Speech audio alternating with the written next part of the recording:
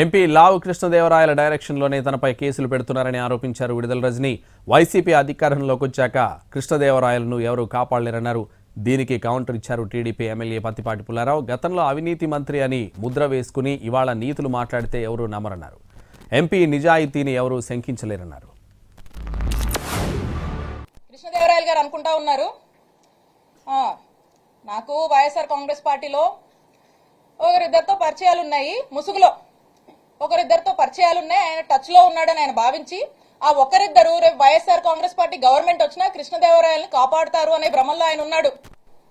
ఆ ఇద్దరు, ఆ ఒక్కరు, నువ్వు ముసుగులో ఉన్న ఏ ఒక్కరు కూడా నిన్ను కాపాడలేరు అని నేను క్లియర్ గా చెప్తున్నా. నీకు పోసాని గారు అప్పుడెప్పుడో మాట్లాడారని చెప్పి తర్వాత ఇన్ని సంవత్సరాలకు తెచ్చి చుట్టూ తిప్పారు కదా, ఇబ్బందులు పెడుతున్నారు కదా. అదే రాజ్యాంగం మాకు కూడా వర్తిస్తుంది కదా. ఇష్టం వచ్చినట్టుగా వచ్చి కూర్చొని ఇష్టానికి మాట్లాడిపోతే మాట్లాడినోడు ఎవరిని కూడా వదిలిపెట్టనని చెప్పి తెలియజేస్తున్నాను. కాబట్టి ఇప్పటికైనా మీరు చాలా ఎక్కువ చేశారు. ఇప్పటికైనా ఒళ్ళు దగ్గర పెట్టుకొని మీ పద్ధతిగా మీరుంటే మేము కూడా పద్ధతిగా ఉంటాము. అవినీతి మంత్రి అని ముద్ర వేసుకొని ఈరోజు ఏదో నీతులు చెప్తే ప్రజలు నమ్మేదానికి సిద్ధంగా లేరు. ఎంపీ మీద ప్రేలాపనలు ప్రేలితే ఎంపీ నిజాయితీని ఎవరు శంకించలేరు. ఈరోజు ఏదో మైక్ ఉంది కానీ పూనకం వస్తే కుదరదు. చేసిన తప్పులు కడుక్కోవాలంటే జీవితం సరిపోదు. ఇంకా చాలా ఉన్నాయి, ఇప్పుడే ఏం అవ్వలేదు, జీవితం సరిపోద్ది. కాబట్టి నోరు ఉంది కదా, మైకులు పెట్టగానే పూనకం వచ్చినట్టు మాట్లాడితే కుదరదు. అధికారాన్ని అడ్డుపెట్టుకుని తనపై తప్పుడు కేసులు పెడుతున్నారని మండిపడ్డారు విడుదల రజని.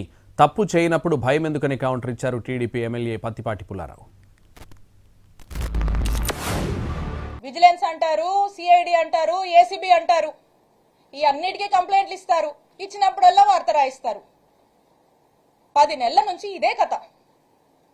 ఆఖరికి దీన్ని ఏ లెవెల్కి దీంట్లో మళ్ళీ ఎలివేషన్ కూడా. ఈ కథనే ఓ కట్టు కదా, ఈ కథలో మళ్ళీ ఎలివేషన్స్ కూడా.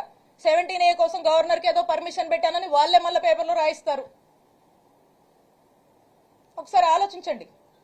ఇలా తప్పుడు కేసులకి ఎలా ఆద్యం పోస్తూ అధికారాన్ని అడ్డం పెట్టుకొని ఏ విధంగా కూడా ఇబ్బంది పెట్టేటువంటి ప్రయత్నం చేస్తున్నారో మనకు స్పష్టంగా అర్థమవుతా ఉంది. తప్పు చేయని వాళ్ళకి భయం ఎందుకే, ఒలిగిపోటు ఎందుకు, కోర్టుకు పోయిన వాళ్ళకి ఎందుకు డబ్బులు వెనక్కిస్తున్నారు? సిగ్గుండాలి కదా మాట్లాడటానికి. సిగ్గుండాలన్నా మాట్లాడటానికి? ఎన్ని ఎగ్జాంపుల్స్ ఉన్నాయి చిలకలూరుపేట చరిత్రలో సోమేపల్లి సాంబయ్య గారు 6 సార్లు పోటీ చేశాడు. నేను 6 సార్లు పోటీ చేశా. హైకోర్టుకి ఎవరన్నా వెళ్ళారు అవినీతి మీద? సొంత పార్టీ వాళ్ళు ఎవరైనా అవినీతి మీద హైకోర్టుకి వెళ్ళిన చరిత్ర ఉందా చిలకలూరుపేటకి?